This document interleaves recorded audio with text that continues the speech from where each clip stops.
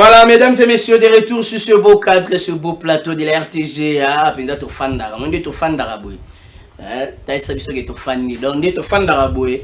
Et ça se commence solo en d'accord. Donc, fan du tout solo. Awa, tokoki kotambola nzela moko te soki toyokani te ndenge makomi ankolo elobaka. Et biso tofandi po toyokana. Et solo na siko masolo ya vie. Masolo ya vie. Je vous assure, mesdames et messieurs, vous ne serez jamais, jamais, jamais, alors jamais déçus. Parce que ce qui se dit ici, ils ont vraiment uniquement pour Nabolam. Il y a non seulement les Congolais, non seulement les Africains, même tout traverser les frontières. Parce que Makambouza minen. Lien des familles, mythe ou réalité. C'est sous forme d'une question. Ndeyango sujet na biso yamoko ya lelo na nesengo ya koyamba pasteur Serge Taboko, un habitué en tout cas de ce programme, un habitué de cette émission. Il parle bien, il amène des analyses percutantes pour le bonheur boulamu. Il y a Église Corps du Christ, même baza ba chrétien mais c'est là quand même na banalise ça la makawa pasteur Serge Taboko. Bienvenue à Carrefour matinal et à jeudi à Mokonalelo. Merci beaucoup, bien aimé. Bonne santé, bonne église. D'abord, c'est dimanche dernier, nous avons une activité. Tu communiques qui a. Nous bénissons l'Éternel parce que le peuple de Dieu était béni. Donc, nous avons dit que qui locaux là-bas nouveau venu. Nous avons aussi ma Tombola mungo mouké. Nous avons dit que qui va les bino va batailler hein.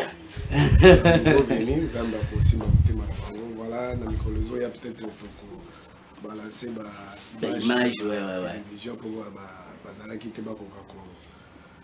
Comment l'ambiance ndenge les cas qui nous comme ça nzambe pendenge kolo na likabwa pesa biso to fungola ki ba mystère et bomba mina makambo création du monde.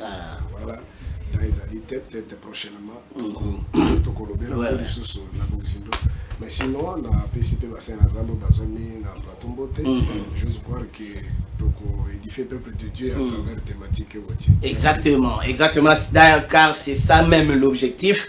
Édification église corps du Christ nazo toyambi pona mbali boso me kozamba sukate pondingi to dwi bangwawa abing bon les jumeaux ba bakenda batambola ka bongo. Donc jamais tokosa moko totika mosusu yozala malamu te ba bakenda ka bongo. Et tozali na prophète Achille Kassiala Bishima yazali bongo mokambi ya église monene ACK na commune ya Njuli quartier 9. Prophète Achille boye malamu na plateau ya RTG. Ah là c'est pel makasi ndenge boyambi biso. Je pense que Nzambe azoloku na pesi mbote pe na pasteur Serge na landare des fois. Nzambe penza a kumisama pona penza tongwa lelo o kanisi ndenge tozibina tokotika bino te tokokenya bino pantalon na ceinture ça m'a pété donc et c'est mon habitude ça que ezali pona ko édifier peuple. Exactement. Et Zamba chez moi lipa wana moi litanga ngulu to permettre de partager pe na bande kala yondo bande ko yamba batu lelo biso pe to yambi otika médiaté quand même. Même qu'il est tout Merci beaucoup Nane Sengo ya kozana bino côté kuna tozali na lipasa na yo évangéliste Francis Kande yazali surnaturel azamokambi ya ACK la commune ya Mongafula na Monongo. Oui, madame l'homme de Dieu. Merci beaucoup. Merci d'ailleurs pour cette invitation. Éternel Dieu vous bénisse. Amen. Que Dieu bénisse également notre Père spirituel, évêque Pascal Mukuna. Que Dieu bénisse également l'homme de Dieu. Pasteur Serge. Pasteur Serge et vous-même. Merci. Et tous ceux qui sont à côté de nous ici, que Dieu le bénisse. Merci beaucoup. Je pense que, mesdames et messieurs, les décors est déjà planté. Tozokotana masolo na biso ya mokona lelo Balanda Kabiso à travers le monde. Vous savez comment ça se passe. Les numéros sont là. Même dans le message ordinaire, vous pouvez nous écrire. Mais surtout, n'appelez pas. N'appelez pas parce que et ça la marque. Mais pour la précision que mais comme la biso kaka comme ça la voice c'était comme un message, nous fournissons des efforts pour vous lire Nandenge Seigneur. Le pasteur Serge, le kambo oyo ya ba lien de famille. Ba lien de famille, totuni mutuna ezalaka mythe, ma sapo bateke la rabiso to ezalaka penza réalité. Na ina bana non ndenge kaka sujet za libongo. Ezalaka ya solo to ezalaka ya lokuta. Merci beaucoup à Obengi Biso lokola bassin en Zambie. Biso to tabler sur la parole de Dieu. To tabler sur makambo za ba religion te. Ce qui est vrai na kati ya Biblia. Tozali parce que makambo so que vous expliquer on ndenge ya ba tribu na ba famille na biso na ba culture na ba tradition na biso. Bandeko bazomi na kati ya parole de Dieu te bakozala d'accord na biso te pe c'est makambo ana ezali na ba ndenge ya bakoko ezala ba avantage nango ezala makambo nango. Alors ma biso na ndenge na kati ya parole de Dieu tokoki ko expliquer ba lien na plusieurs étapes, notamment je peux peut-être l'établir sur 3 points. Lien veut tout simplement dire une alliance conclu par deux personnes ou plusieurs. Maintenant, dans la Bible, et dans la sacerdoce lévitique, même étant au Christ aïe, tous allés dans l'alliance au Togo, la terre est claire pour comprendre biso positif, pardon, lien positif, et dans lien négatif. C'est-à-dire, il y a un lien oyo. Donc on démontrer en haut avec les écritures que bah tu vas conclure que par exemple l'alliance ils appellent la lien oyo l'alliance de manière positive, ils appellent l'alliance oyo ton lien oyo ils allaient qui peut de la manière négative. Et tant que ba nzambe lelo en conclusion pour la construction na mutuna na yo l'alliance lien pardon yamabe ezali ya malamu pe ezali o ezali peut-être passe pour nazala comme ezana no juste définition o ezali passe ezali que na kati ya l'église surtout biso na l'église de réveil tozo pesa lien connotation kaka connotation moko ya mabe négative, c'est-à-dire lien za tout o eza mabe za diabolique te. On va démontrer avec les liens ya malamu ezali ezali oyo makomezo talisa biso esenge to entretenir yango lien pe ya mabe pe ezali. Ça c'est sur le plan ya parole de Dieu oyo ya mabende esengeli kolongola ngo et comme akomé bisi biso même si je peux aller sur voilà dans Romains chapitre 8 partant du premier verset oyo nyonso koya kozala lokola ba condamnation kokangisi kokangama biso konyoko na biso, il y a aucune condamnation pour tous ceux qui sont en Jésus-Christ. C'est qui est vrai, on pouvait peut-être tous en abalien, tous en bloquer de manière négative. Mais tant que tu as carte dans colo, le banque c'est aux carte dans colo, mais sur la carte dans colo, colo au sani. Donc on comme libre. Donc la tissu que lien c'est vrai zali, mais ça quand lien positif, lien opposé négatif. Mais biso mingi langage courant dès to le la rango tout le monde à côté positivité. Malheureusement, tout le monde à côté négatif. Très bien. Merci beaucoup. Ok, continuez de nous écrire, on va vous lire. Aux ambas, vous pressez, tu as avancé la météo déjà, ok, on va vous lire, continuez à nous écrire. Prophète Achille Kassiala, l'homme de Bishima. Lien, c'est l'oyo. Il existe à cas. To, ils ont la mythe, ils ont la réalité. La compréhension na yo. D'abord on a déjà aucun lien de famille. Ils ont la source aux hôtels. Disons nous sommes dans la famille parce qu'ils ont mutumota goya na mokili.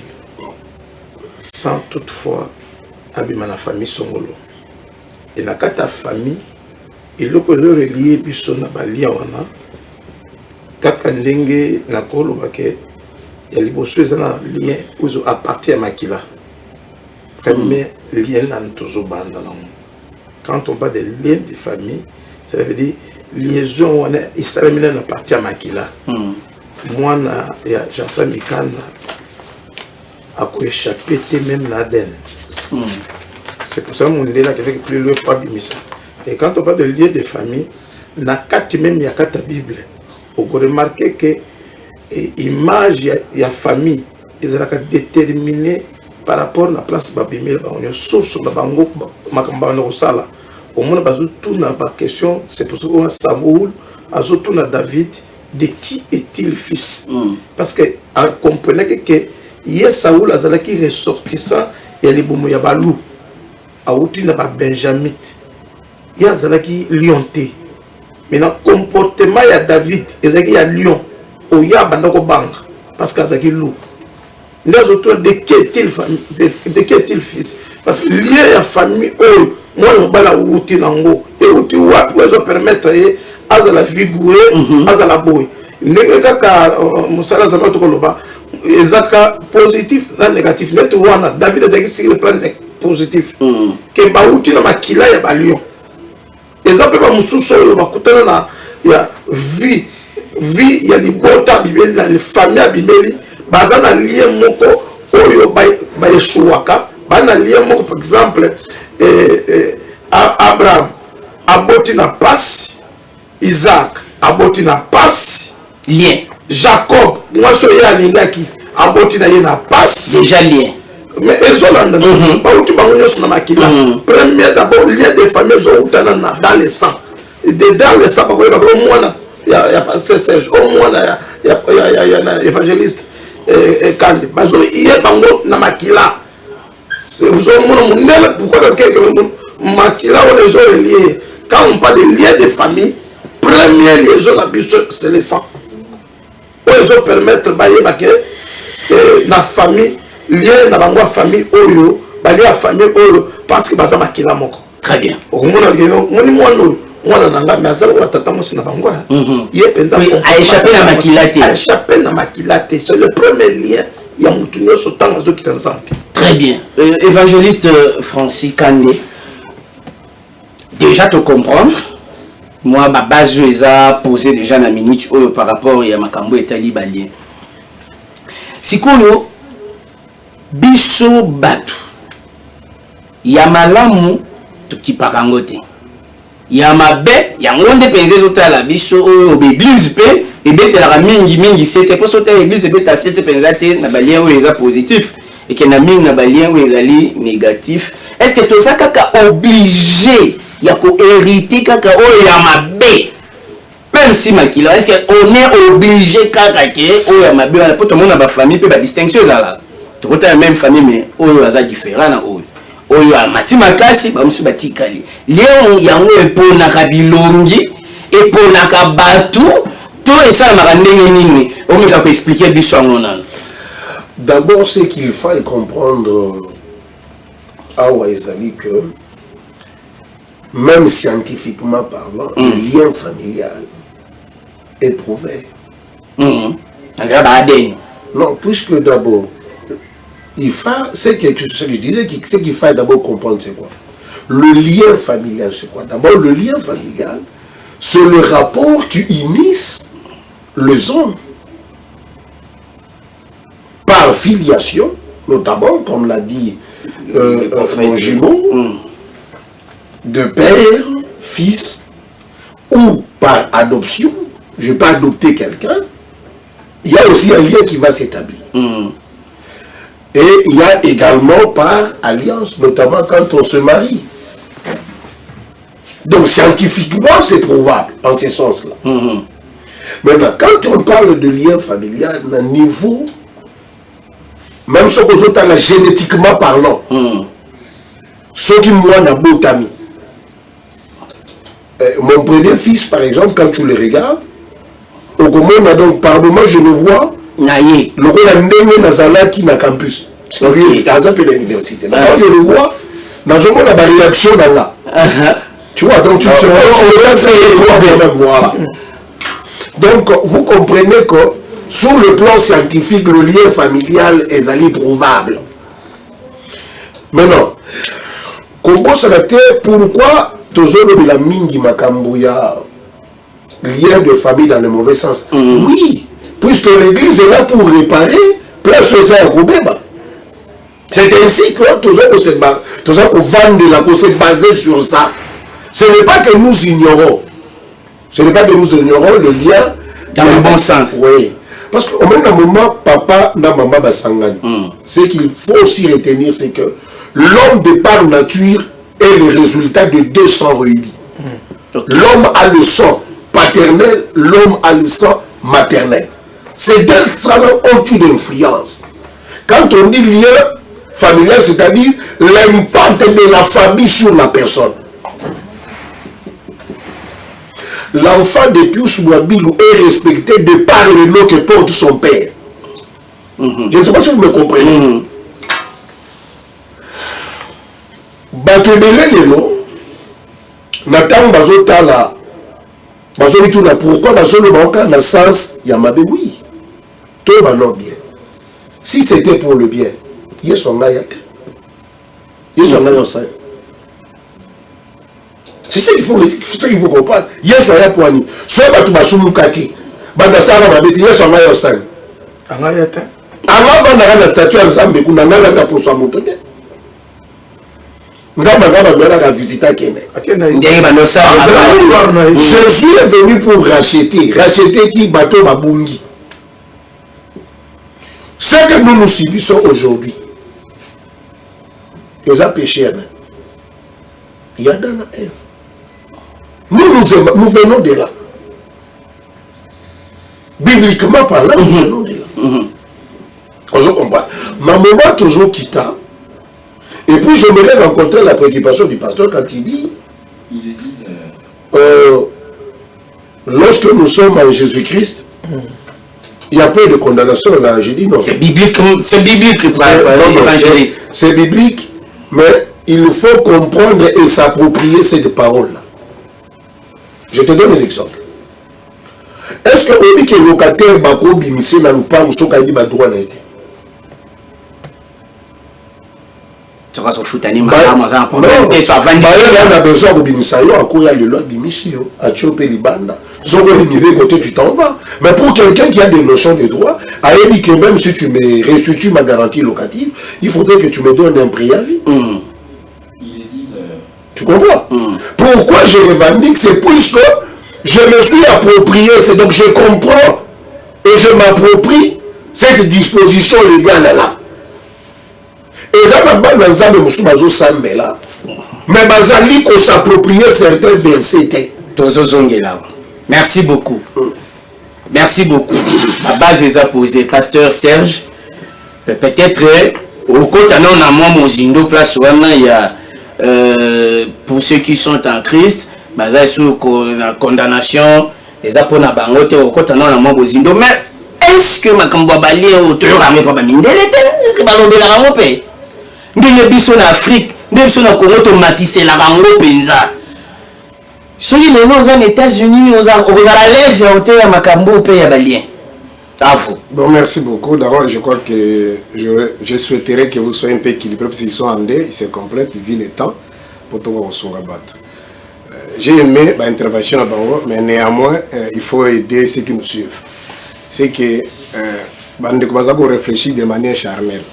C'est-à-dire quoi? Dans l'exemple comme l'autre dit, évangéliste Francis dit, mais sur le plan scientifique, c'est-à-dire faire allusion sur le plan transmission héréditaire, Baden, mais c'est prouvé aussi, non? Mais c'est effectivement. Exactement. Moi, je suis qui a papa. Maintenant, la question à reposer,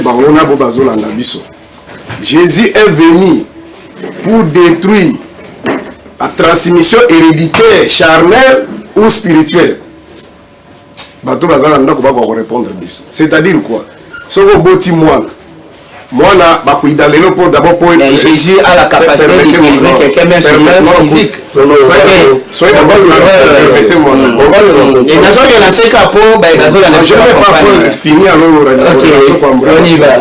c'est-à-dire quoi? Tant papa, ça n'a rien à maman, ça dit ça c'est un débat un peu scientifique, on risque de se perdre. L'autre vient avec XY, l'autre vient avec double X. Ça les fusion et que mutabotami. Pour la identifier que moi, il y a X, il y a moto X, il y a moto Y, il y a papa intel, maman intel, ça la test ADN et beaucoup d'informations. Oui, la qui s'est azepana. Et sur le plan physique, on a na démarche, na miso, na karaté, na voix. Et la qui s'est moi na naï.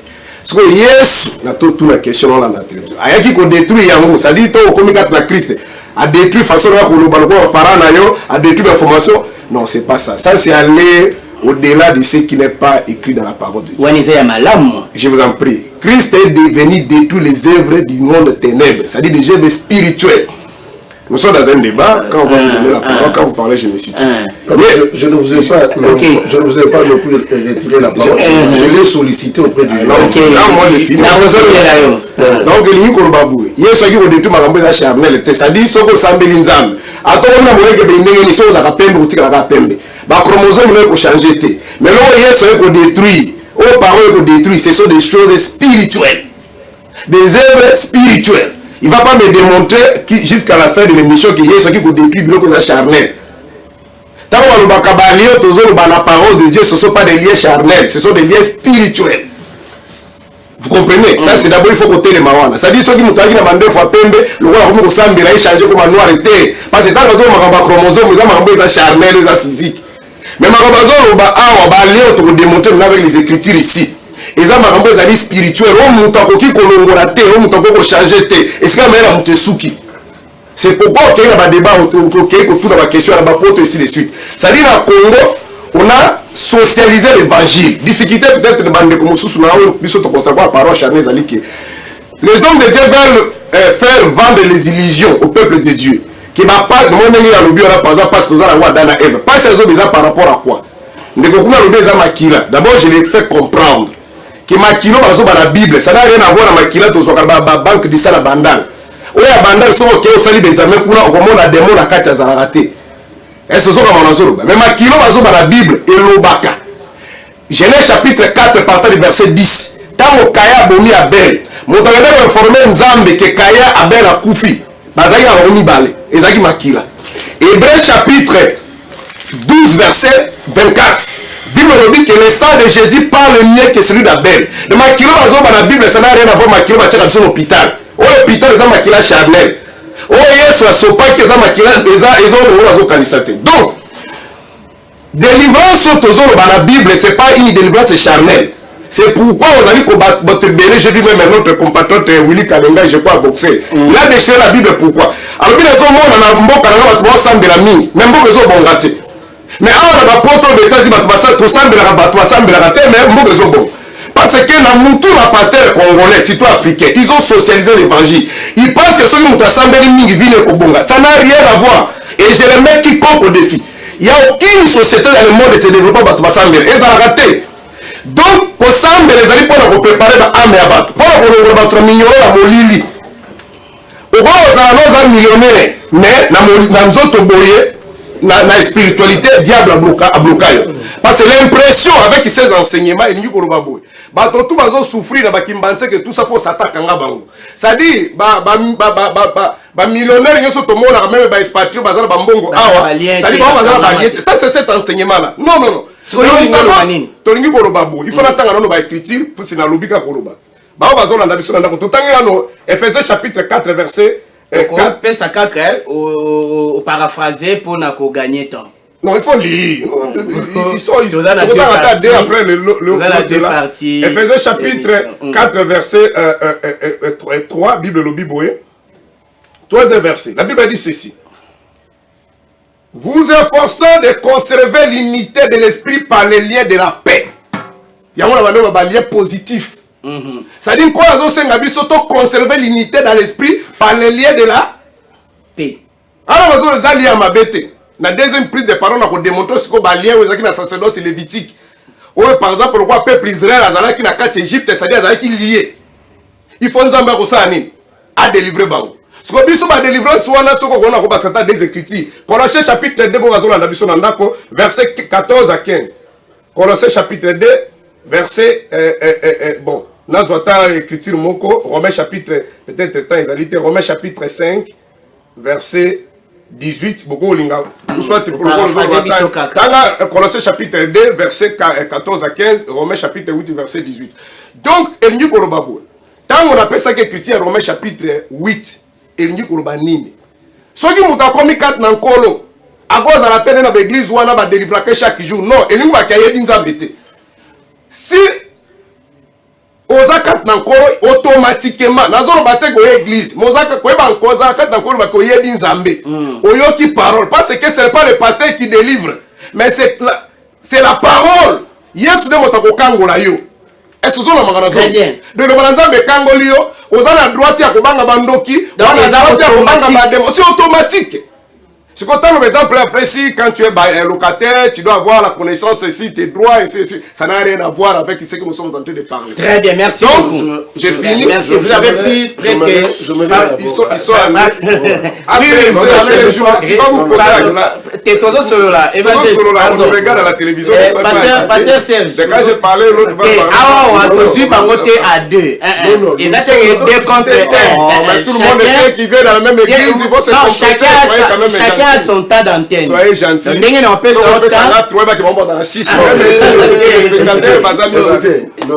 Le problème avec... en fait, quand nous sommes venus, nous ne sommes pas venus... Tous dans l'option à débattre. Nous sommes venus pour échanger. Si je devrais me répéter pour qu'ils puissent me comprendre. Apparemment, c'est comme... téléspectateurs. Apparemment, c'est comme si nous n'avons pas nagé sur le même diapason. Cela veut dire quoi? Ce que lui doit comprendre, c'est que d'abord, ce dont nous parlons, c'est le spirituel. Hautement spirituel. Le spirituel. Et le pasteur doit comprendre que le spirituel influence le physique. Moi, je suis toujours contre ceux qui disent aucune nation au monde ne s'est jamais développée de par la prière. Mais je vais vous dire une chose. La prière, c'est quoi? La prière est une demande d'un secours à une force surnaturelle vous aidant à résoudre un désidérata qui c'est problème. Pour que quelqu'un puisse créer la télévision, on a fait recours à une spiritualité. Ce sont les spirituels qui peuvent nager dans la même façon que je suis en train de dire. C'est-à-dire quoi, pour qu'ils comprennent. Le travail sans l'appui du spirituel est pour ça là et l'autre côté. Dieu a dit dans le peuple d'Israël, il fallait qu'il babima en Égypte. Mais lui, il fallu une intervention spirituelle. Pourquoi les Américains, même la constitution de Bango, même serment, parce qu'ils savent bien que le travail doit être accompagné par la spiritualité, dans un sens comme dans un autre. C'est-à-dire, mais ceux qui vont dans la loge, ils font quoi? Ils cherchent la spiritualité. Mais c'est la spiritualité, il y a des prières qu'ils font. Qui influence le physique. Je vais vous dire une chose. Il y a un joueur qui est sur le terrain. Il marque le but. Il fait l'image d'une appartenance spirituelle. Cela veut dire quoi? Il a reconnu que c'est cette spiritualité-là qui l'a aidé dans ma colopoisse et l'eau. La spiritualité est importante. Ce que le pasteur doit comprendre, c'est ceci. Lorsque nous parlons de lien familial, je voudrais lui dire d'abord que la spiritualité a toujours influencé les physiques. Ce que nous vivons, c'est d'ici dans le monde spirituel. Merci pour cette mise. Attends, je finis ça, que je finisse. Quelques secondes. Quand nous disons, n'a pas cet exemple, vous savez que ça, la famille moko bakanga bango na mariage, babala na pasi. Physiquement, babala na pasi. Oui, babala na pasi. Famille wana babongate. Famille wana babela kapamba pamba. Je vais lui donner un verset. Lisez Actes des Apôtres chapitre 12 le premier verset. Il dit dans le même temps,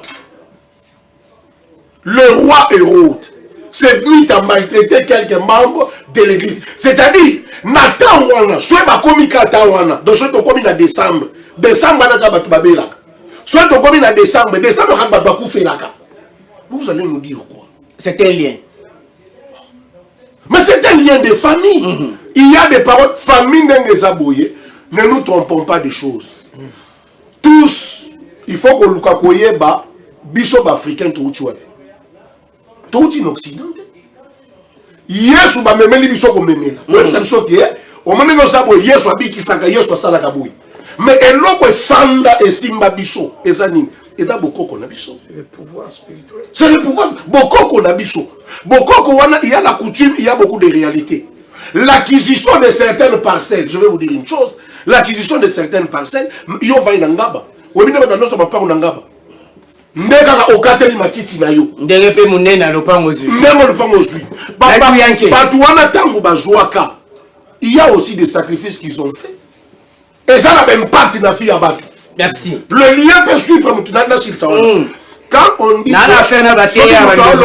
par exemple, non, nous échangeons. Exactement. En fait, je finisse. Nous avons toujours dit, hein, moi, peut-être, c'est plus que je suis avocat au-delà d'être pasteur. Oui. Il faut comprendre le Moko. Andron a toujours dit, le doigt est une forêt. Personne ne le maîtrise. Moutinho soya pour donner de la lumière, on peut se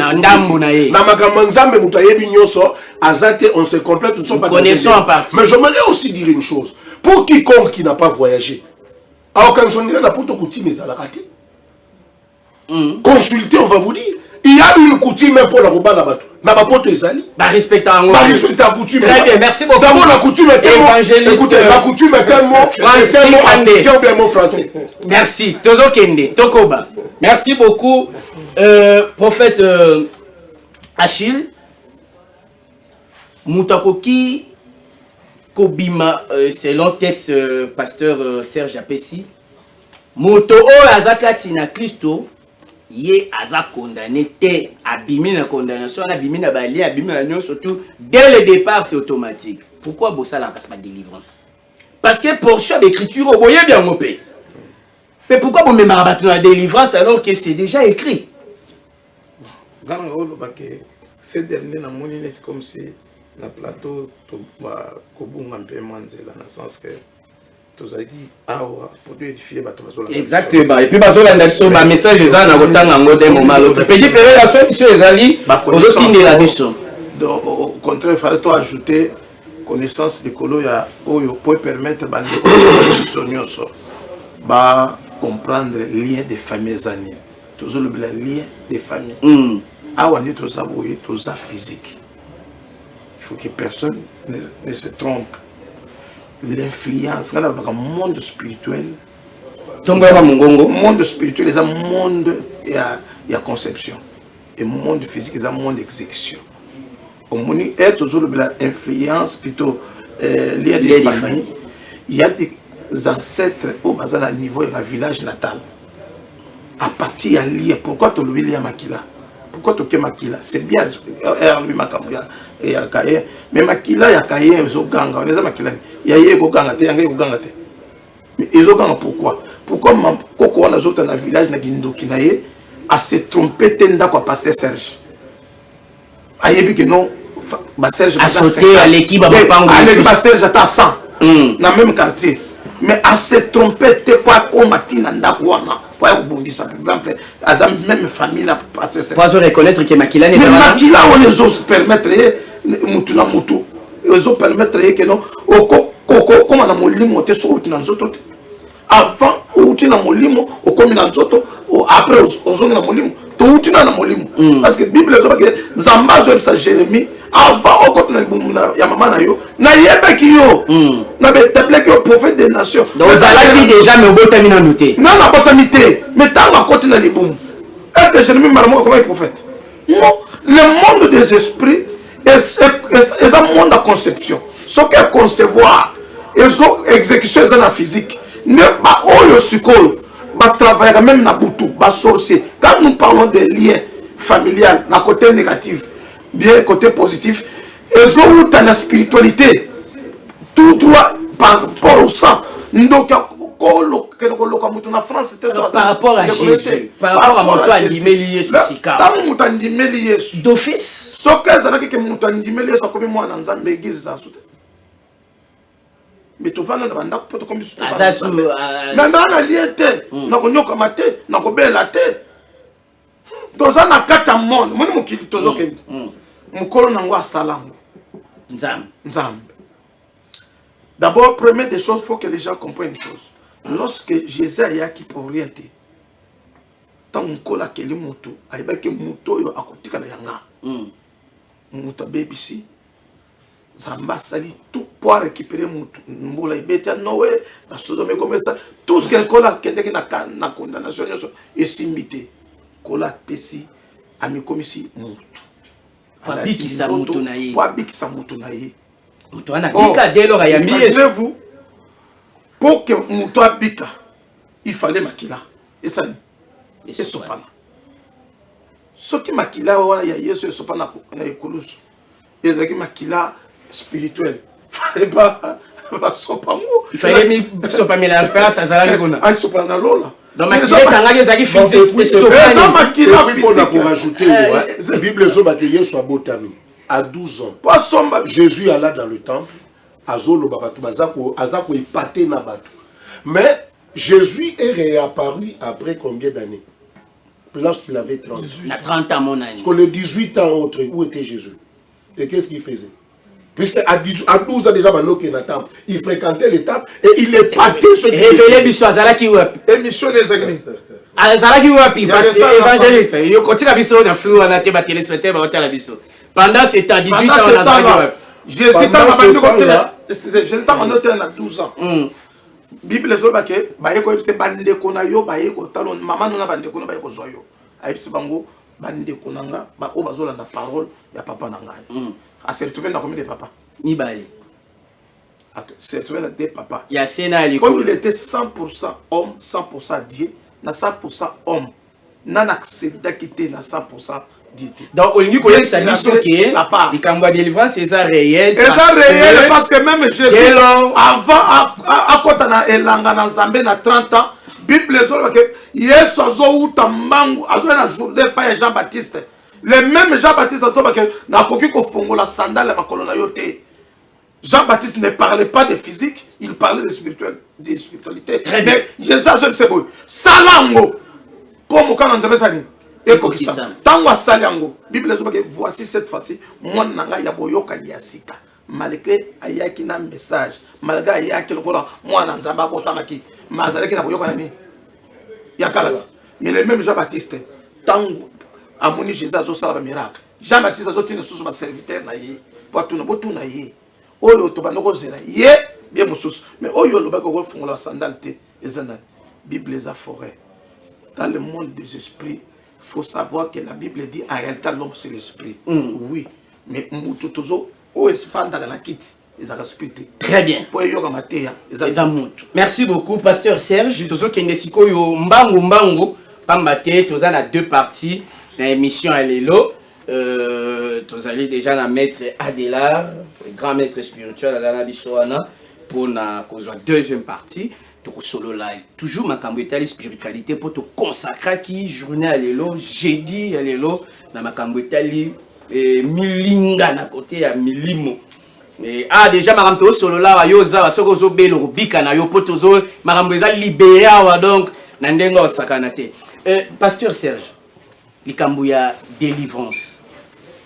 Délivrance c'est ça la ma pour mutwa bika na nzoto to mutwa bika na molimo. Pour molimo kolandisama bandeko molimo ndezo influencer physique likambo ya délivrance soki molimo wa monteza malamu tokomona misana na physique était bon vraiment sincèrement c'est pour la première fois singa vraiment avec beaucoup d'indulgence ce qui beaucoup permettre monsieur ils à la caméra moi attendez ngozolo ba ki to na suka sincèrement je suis vraiment mal à l'aise pour nani parce que mon makambo il y a des millions de gens au bazo kufa na kati ya makambo. Et j'ai, avec beaucoup d'estime à mon estimé évangéliste, confrère, l'homme de Dieu évangéliste, apaisez-vous. Ici, nous ne sommes pas venus faire un débat juridique, nous sommes venus faire un débat religieux. C'est-à-dire, si nous ne nageons pas dans le même diapason, c'est parce que peut-être votre camp, vous réfléchissez de manière charnelle, moi je suis dans la dimension spirituelle. Si nous commençons d'abord à Esaïe, et c'est comme le que l'esprit de l'éternel est 6 mois. Oh, Jésus qui a accompli. Jésus a d'abord, ni ne pas autant dans la Bible, Jésus qui a mis sa bâton en prison physique. cousin est mon conjoint Baptiste qui na prison Jésus de Misaïte. Mais vous avez pas parlé le comment ça la prison physique. Continuez. Oui, vous avez maloba. Continuez. Ton collaborateur a quand même apaisé. On a mot acheté ma casse ndeko. Sois un peu posé. Vous avez maloba. Donc Jésus est déjà Esaïe balobi que l'esprit d'Éternel 6 mois il m'a oint pour délivrer, pour rendre libre les opprimés. Nazali koloba nil par Jésus qui est dans la prison moka misabat. Ça dit Jésus parlait des choses spirituelles. Prophète Esaïe a prophétisé que makambo est spirituel. Ce qu'on délivrance au bango basala dans l'église, ba délivrer bato physique pas zaki na prison na bandal, toi zaki na kimbanse ke go bimisaye, to bazo bimisa milimo ya bato. Ce qu'on milimo ya mutu kanga mato bimisango de la manière charnelle ou spirituelle. Jésus dans Matthieu chapitre 22 a dit à ses disciples, bascribe ma pharisien. À Dieu ce qui est à Dieu, à César ce qui est à César. À César ça dit makambo ya société. Difficulté ça la bango c'est que il veut résoudre les problèmes sociaux na ba raisonnement à travers les versets bibliques, ça dit le raisonnement spirituel. Yango moni bazolo babo yo kan de kondenga lobi. Pour créer la télévision, on fait recours à la prière. Ça dit vraiment basenti bato bazolo ndabiso. De mutasala la télévision, à côté que nos jeunes ti après azuma kanisa ça la télévision. Ça c'est quel raisonnement avec beaucoup d'humilité. Pardon, la parole. Oui. Dieu a tout donné dans l'homme. Ça dit vous comprenez? C'est à l'homme d'exploiter son environnement. Au moins, le cerveau à Moutou. Et ça dit, ça dit, parenthèse. Yami Bali. Alors, le travail, ça, la prière, rien ne peut se faire. Donc, malheureusement, lorsqu'ils parlaient, ils n'ont pas donné un exemple concret. Que dans le pays où ça prière ma casse, ils ont sauté aux yeux des États-Unis. Est-ce que quoi ça va comme bazolo na biso que américain a tomba va ba misala ba kenda na ba tout ba prier après ce que misala est tamboli papa mboka physique bo etambola na musala prière ezali kambo ezali personnel d'abord ce que na Seigneur Jésus-Christ est maître na biso alors biso on lingo prier kota na ndap ça dit ne faites pas comme les scribes des pharisiens qui aiment prier de coin de riz pour qu'ils soient vus par des hommes prière ezali identité à mutu. C'est pourquoi l'apôtre Paul dit dans Thessaloniciens ceci. Priez sans cesse. Quand prier sans cesse, c'est nous battons l'église chaque jour. Non. Prier sans cesse, c'est la prière, c'est un mode de vie. Et c'est identité à Moutou. Prière est une relation intime à Moutou Nzambe. C'est-à-dire qu'on doit rester constamment dans la volonté de Dieu.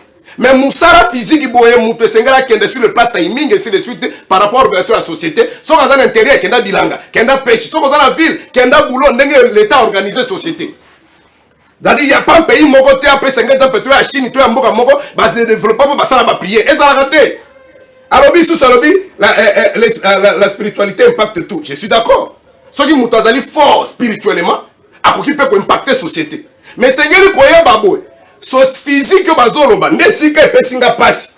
Alors, la maladie est belle pour tout ça. Ça dit c'est le bango. Donc bon, il vous a difficile à comprendre, mais je rappelle à ceux qui nous suivent, c'est que nous avons des maladies spirituelles, nous avons aussi des maladies charnelles. Au moment où on a typhoïde de Tozozoa, quand on a battu des démons, comme j'ai été sincèrement sidéré pour que nous ayons un respect de Mingi, Espérance Mbakan, na télévision, Azolo Balobi, ba fou rebelle dans le Congo, awa, namboka na biso na Kinshasa, et ça va démon. Si le gouvernement est organisé à travers le service national, ba longoli, ba matiti de ba général on a ça qui délivrance. Alors, ceux qui ont besoin de la saleté, ça peut nous amener des maladies. Les maladies liées à l'environnement. Maladies spirituelles, on a un microscope T, nous avons rappelé Dino. Ceux qui ont besoin liés à l'environnement, on a un microscope T. Mais les maladies liées par exemple à l'infection, on a ça qui nous banaye. On reçoit nos maladies, nous délivrer en église, papa. Est-ce que vous avez un bima na balien? Merci d'après ce qui a été Colossiens chapitre 2, verset 14. Christ a triomphé. Si tous ceux qui nous condamnaient, verset Bible, a triomphé si tous ceux qui nous condamnaient. Il a effacé toutes les ordonnances. C'est-à-dire que la famille en plus. Et il faut la confusion avec des faits sociaux. Faits sociaux n'ingolwani. On dit par exemple ndeko zandeko kenda na bujima, kenda na bopungwi kila na bwende. Batu babala kabasala ka délivrance c'était. Pourquoi? Parce que les balles za na kuyase.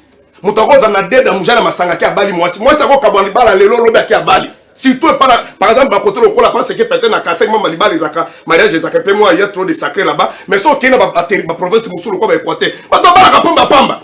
Mais les balles, les autres, ma casse, qui ça pour la mine. Parce que va augmenter facture. Coût. Va augmenter coût. Et ça, va te montrer, ça, il va 10 ans, va fiancer. Et nous, va te répondre, va démon, va kangier. Mais moi, on est alité.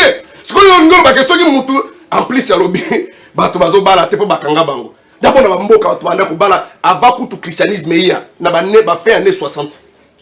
Avant que pas christianisme, mais religion, réveil. Et il a fait années 60. Est-ce que tu vas aller au bal? Les combat les difficile par rapport à la vie sociale. Ma libère l'homme tu pas ça là, il faut avoir à ça $6 000 à dépenser mon belé. Mais ça là n'angoka égalité. Ce que nous va dire qui va trois balater bakanga ngeni. Très bien. Ce que ça là une église va passer comme bon. Merci beaucoup. Non, je t'ai mis par là. Je t'ai mis par là. Si ça totanga pe ba message bandi. Na ngi ko lubaka boy. Et sengel bandi ko ba yiba boy. Délivrance au batubaya en église. D'abord ce n'est pas eux qui délivrent. Bible zolo bana Job chapitre 14, verset 13 à 14. Gardez le silence, moi l'Éternel Dieu, je combattrai pour vous. Les ennemis que vous voyez, vous ne les verrez plus jamais. Bako ko démontrer ngate ta bako soma loba ndenge baba sala ko ba délivrer mon tout pas yedi ke ndenge na sali boy mon na za délivrer. C'est-à-dire l'homme est délivré par la parole, c'est Christ Dieu lui-même qui délivre l'homme. Vous comprenez? À travers ses serviteurs. Mais l'homme n'a pas comme ndenge to za ba sali boy ko lo bi ke le l'homme na za ko na délivrer yo bi kité. Délivrance c'est mon tozo te pas nzambe moko et il fait la grâce à qui il veut. Peu mon kolo ya lingi. Donc on biso toi a besoin ko sala tant ba to ba ka église eza ko la ki sa ba to nzambe. Les restes etikali sur le plan spirituel eza likambo ya relation ya mutu na nzambe. Mais kokanisa ke poto bengi ba to l'église va prier pour kongwe bongo faut to prier, ça c'est vraiment abrutir le peuple. Jamais la prière. J'aimerais qu'il me ne vous en faites pas, n'attendez deux messages parce que Bandeo Bazo Koma wa soki totangité et bah décourage à Kamingi Pedi Pereira, tous deux messages. Bonjour mon frère, c'est pasteur Richard. Jésus-Christ délivre les choses spirituelles. Merci pasteur Richard. Bonjour Ndeko. Ngai Molandi depuis ville ya Boma makambo ya délivrance eza makambo molimo ya nzoto te, mais sinon j'apprécie les interventions ya Bandeko. Merci Ndeko depuis Boma. Papa Delar Kisangani dit combien belé hein? Bon attends bon, il veut faire voir que nous sommes il y a domaine spirituel, délivrance ces aranzo tout est, mais sinon au Congo on exagère un peu dans le domaine wana, mais sinon ils ont bon tozu kawana rapidement bon tout le qui a dernier tour à parole. Désolé que ce qui était au jeudi prochain. J'aimerais d'abord dire à ma pasteur accompagne l'homme. Lorsque vous faites un coup d'œil sur l'histoire, il y a Lazare dans Jésus. Hier soir dans le cimetière, Lazare sort. Lazare a bimaki. Mais Lazare était lié. Et puis Jésus a dit, faites quoi? Délier et laissez-les aller. Banane il fallait pas délier. Les disciples qui étaient à côté, Dieu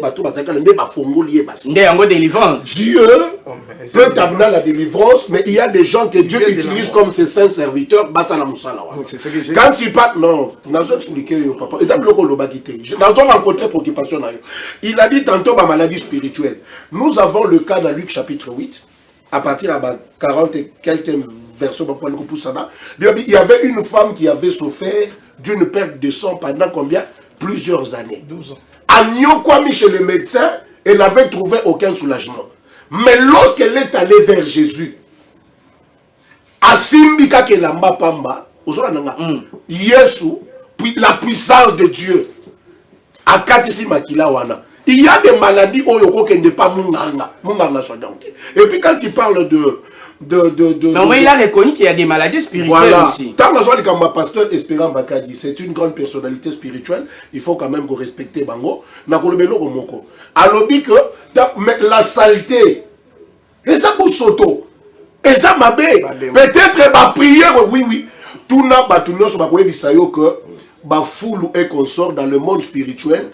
Qu'est-ce que les gens doivent retenir? Les gens doivent retenir ceci. Il faut pas retenir les animes. Et ça, le lien familial est une réalité.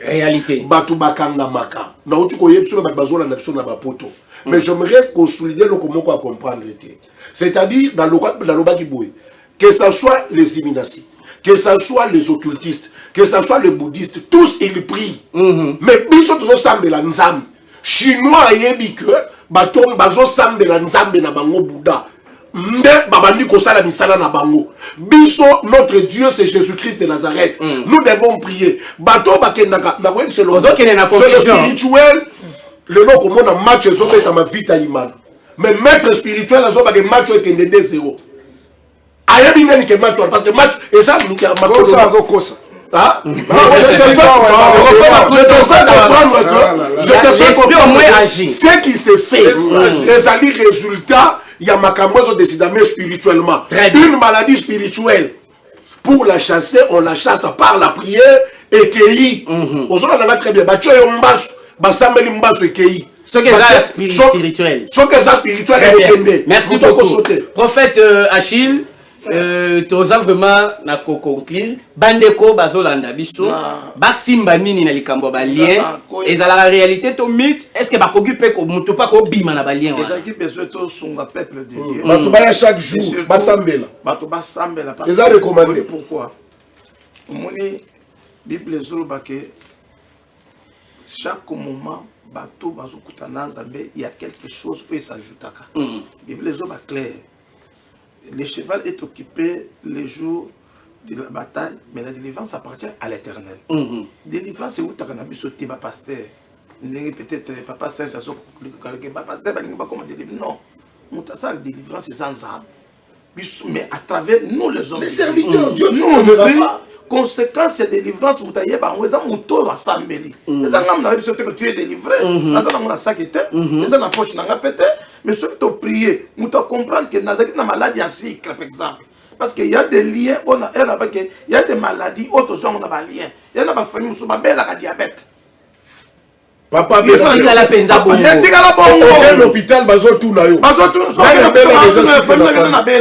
Pourquoi les liens, conséquence, ni la spiritualité, ni la spiritualité, et ça monde à conception, et réalité, et ça monde à exécution. Donc, nous sommes libres de concevoir. Avec la prière. Je considère que ça c'est la première partie. Tozong la likambo deuxième partie dans jeudi prochain. Pasteur Serge, pour na kosuki ça. Parce que tout ça, il faut photo la soupe.